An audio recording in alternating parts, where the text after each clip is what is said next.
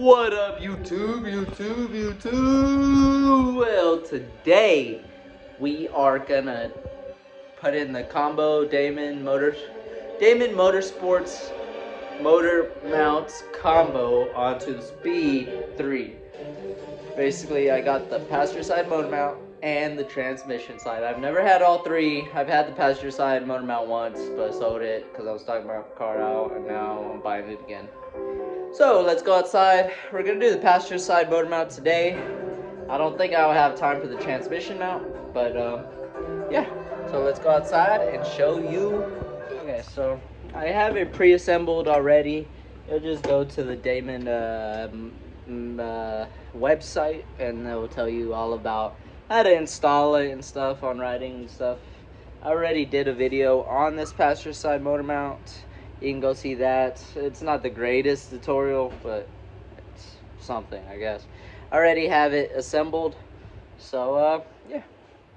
So right now what I'm gonna do is take off this box, which is gonna be this right there, and then I think that's it. I think it just comes right off after that. I don't think it's like secured to anything else at the moment.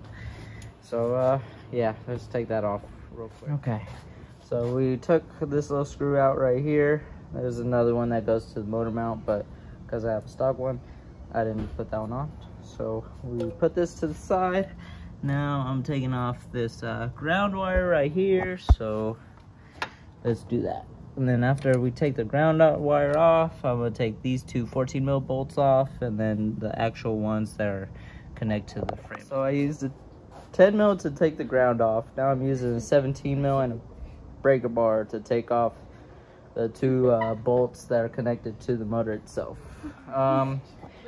Actually, before doing all that, I'm gonna get the lift, put it up to keep the car from dropping down. Okay, so it is the next day. Unfortunately, I used my breaker bar to try and break those off that connects to the motor, and snapped my breaker bar in half. As you can see, it's not a real breaker bar. It's like a, you know, like one with gears and stuff. So obviously that shit broke in half. I didn't have another breaker bar, so I went to my work and used an air gun to break them loose. Broke them loose, but look, now they're stripped, so I had to buy just some newer torque bits. For the car. But they're finally off. Now we're gonna get these two side 17 mils, and it should just come right off. Obviously, there's a ground wire as well to take off. But yeah, now let's take off the other two, and should just pull right out. And there you guys go. It's real hot, so yeah. Out with the new, and in with the, or out with the old, in with the new. Which is gonna be this one right here, baby. Yes sir, yes sir. So, yeah. Let's put this on and go from there. Okay, so the hardest part, I still don't have everything done, but the hardest part was just getting the motor mount aligned. The motor is gonna push, or mine did, push this way, so it's kind of crooked. I had to just use my jack and just kind of maneuver it, lift it up to get it pushed back some more. And these are the new bolts I got. Hopefully they stay on. So I'm gonna tighten the shit out of them. When I go to my job too, I'll torque them down with my air gun. But yeah, there you go. So now let's tighten them up. Lower the, or I need to put the ground wire somewhere too. I don't know where I'm gonna put it. I think they said to put it on the valve cover, but I'm not 100% sure yet. Okay, so we got it in. I'm not sure if it's gonna work. Basically, I just put the ground wire. The ground wire is right here and came right here to this thing. It's probably supposed to go to the valve cover. I heard it can go to the AC right here as well. I don't know. We'll kind of see what it does. I'm gonna start it up right now. Take all these tools off, and hopefully it starts up. If it doesn't start up, ground wire is bad, and I have to figure out where I'm gonna relocate that. So let's get all this crap off the hood and start her up. First things first, let's lower the motor. Bada boom, bada bang.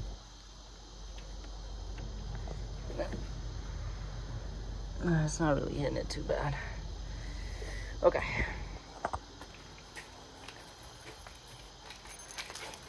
Let's start her up and let's feel them vibrations, because I know it's gonna be crazy, dude. It's gonna be crazy, those vibrations, man. So let's see. Started. Start, no problem. Cool.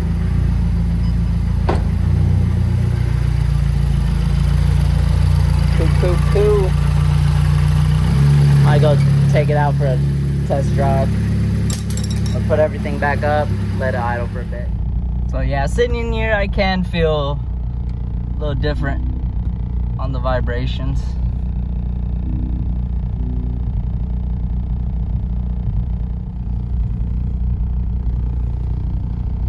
Yeah, okay. So I think that ground wire's fucked. Anytime I move my fucking steering wheel, it loses, I don't know, it's being weird. So let's go test drive it real quick. Okay, now I think I got it right. It's not. Okay. So yeah, I just had the ground wire wrong. I put it in the wrong spot. I don't have it in the best spot either. Kind of just connected it to the manifold. I don't know how good that's gonna be. Obviously this shit's gonna get cleaned up, but this is hot too, so I don't know how that's gonna go. For now, keep it like that and just kind of keep an eye on it. I need to tighten that thing down though. Okay, so we finished the passenger side motor mounts. Now we're gonna do the transmission side. All I have to do is pretty easy. Take out the battery, and then the battery box just comes out. There's a lot of screws that take off. You can see that in other videos. I'm just gonna get straight to the point. Take the battery box off, take the battery out, remove probably the ECU just to get it out the way. And then from there, you'll have access to the transmission motor mount. Okay, so we got the battery box off, and now we're gonna take off this little bracket, which I believe it's just gonna be this 17 here, this 17 here, and then this 17 right here. There's also gonna be screws right here for your ECU harness. You know, connects here. I don't have any of that on, so it's a lot easier for me to take out the battery box and stuff. You can see my earlier videos or someone else on YouTube, and they explain it probably more thoroughly than I do. So let's take those 17 mil bolts off and then go from there. Okay, so I took the 3 off, that one, and this one. There's gonna be a 4th one right here as well, right here. So we're gonna take that 17 mil off too. So there's gonna be 1, 2, 3, and 4. Okay, so all 4 bolted out, and they should just slide right off. There you go. So that's the battery bracket that the battery box sits on. And now I'm gonna go get my my jack, put it under the transmission so it doesn't fall down. And then you're gonna take off this bolt, which I think it's a 17 mil as well. It might be like a 19. Yeah, so that one's a 17. Yeah, that was a 17 mil as well. That bolt is gonna actually be what's holding your transmission onto the frame, so you should have that jack underneath, because motor's gonna drop a little bit. And good thing I am replacing the transmission mount, because as you can see, this thing is destroyed. The thing is ripped, and that's not gonna hold anything on there.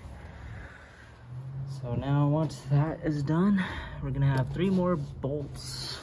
We're gonna have, I think there's 17s as well. We're gonna have one right here, one right here, and then we're gonna have one by the shift cables where I'm gonna have to pop them off. And then there's these 2 little clips right here that you press in and then take them off the cable bracket.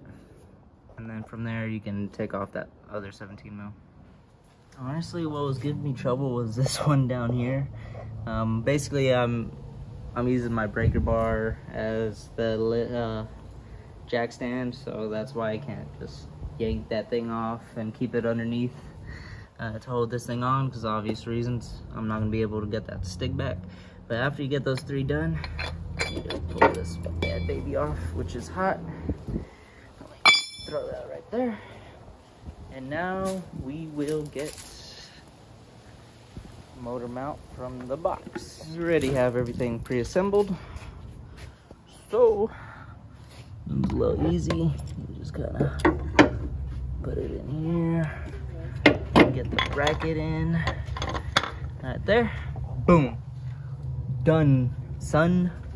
I think I have to use the OEM ones, but let me just double check my list of stuff, and yep, so I'm using my OEM stuff. So don't strip your OEM bolts. As you can see, these are pretty good. So let's put these on. I think these are like 30 foot-pounds. I am the mechanic that just does like 8 ugga-duggas and then calls it a day. So yeah, let's do that real quick. Okay. So now we got everything in. Next is to get the jack. Obviously it's not gonna be, I'm gonna have to do a lot of maneuvering. So let's get the jack underneath, lift the car up. Okay, so now we got everything in. Time to get the bracket on. Honestly, I don't know if it goes like this or if it goes like this. It probably goes like this, but I'm gonna double check real quick to just make sure how it goes on right. Okay, so they did say it was the hardest part, putting this one on, and it is pretty hard for me right now. Basically I did have to take off this little bracket for the shifting cables. I thought I was gonna not need to do it because I got this bolt on, but to line this up, all this has to get out of the way. It's in the way. And look, finding like random old bolts for stuff. Okay, so now the issue is just lining this up for it to go through. It doesn't want to go through. Even when I lift up the transmission all the way up, I don't know. Well, we're just gonna adjust until I finally get it through. Get the nut in here, tighten the hell out of it, and that's pretty much it. Everything else, just, you know, you put the little bracket back for the battery tray, put the bracket back for the shifting cables, put the shifting cables back on, and put everything on. So this is the hardest part for now. Okay, after maybe 30 minutes of fighting this thing, it's kind of sort of on. As you can see, that's as much as I could do it. Now we're gonna get an open wrench right here, and then my drill, and just tighten the shit out of it. Probably like 40-60 pounds of torque if you actually want to do it the right way. I just do about 3-4 ugga-duggas, and then we all set. So I'm gonna tighten all this stuff on, and then just put, you know, the battery box on and all that stuff that I already took off. But yeah, that's pretty much it, man. And then we'll start it up and see how much she vibrates. Okay, so we finally got everything on there. Everything's back on in its place. Unfortunately, you can't see that motor mount, which kind of sucks. I wish I could, you know, show a little bit of it, but whatever. That's how the engine bay is looking. Let's go inside, and I doubt, I don't know, you probably would notice the vibrations in here. I for sure am. and let's find out how crazy it is.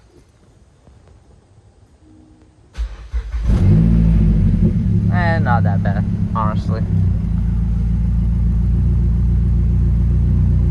Yeah, I don't feel too much. I don't feel too much vibration in here. What does suck is that I did disconnect my battery, so I'm gonna have to do a whole drive cycle for my tune. I wouldn't say I'm on a base map, but I did have to do a upgraded, I had to pay $50 to upgrade my 3-inch to 3.5. So, but dude, that transmission mount ain't that bad, honestly. I'm gonna have to go drive it in a little bit and see how like shifts is and how driving it is, feels like. But yeah, that's pretty much it. Hopefully you guys like that video. We finally, after so many years, 4 years, finally have the rear motor mount, the passenger side motor mount, and transmission mount. I have all three, brothers. All three. I'm so excited. And yeah, honestly, this is probably kind of getting, not to the end of the build. I still have a few good things I want to talk about, which probably will be for the next video. I don't know if videos are going to slow down or I'll make content of like going to car meets, driving, but honestly, after installing this passenger side motor mount, I have no other install videos to really make except the big ones. I really want to get an 8th port injection with the Damon Motorsport, you know, with the Damon 8th port, Focus ST manifold, and then from the 8th port, all I have to do next is just get a built block, which is going to cost 5 to 8, 10 grand, which I totally don't have. So that's going to take me, you know, a few months to years to save up for. I've pretty much done everything except some exterior mods, maybe interior mods like Gen 1 seats. I want Gen 1 seats in here. I don't really care to upgrade the radiator or radio. Maybe some aftermarket speakers here and there. But as in like performance wise, it's just 8th port built motor, and that's pretty much it on the build for me. I've always wanted to go 450, 500 maybe, if I'm lucky. But I've never wanted to go more than that. I'm just so thankful for everything I've done into this car. And yeah, so next video I'll, you know, get in more detail and all that. Thanks for sticking around. Hope you guys have a good day, and I'll see you guys till next time. Peace.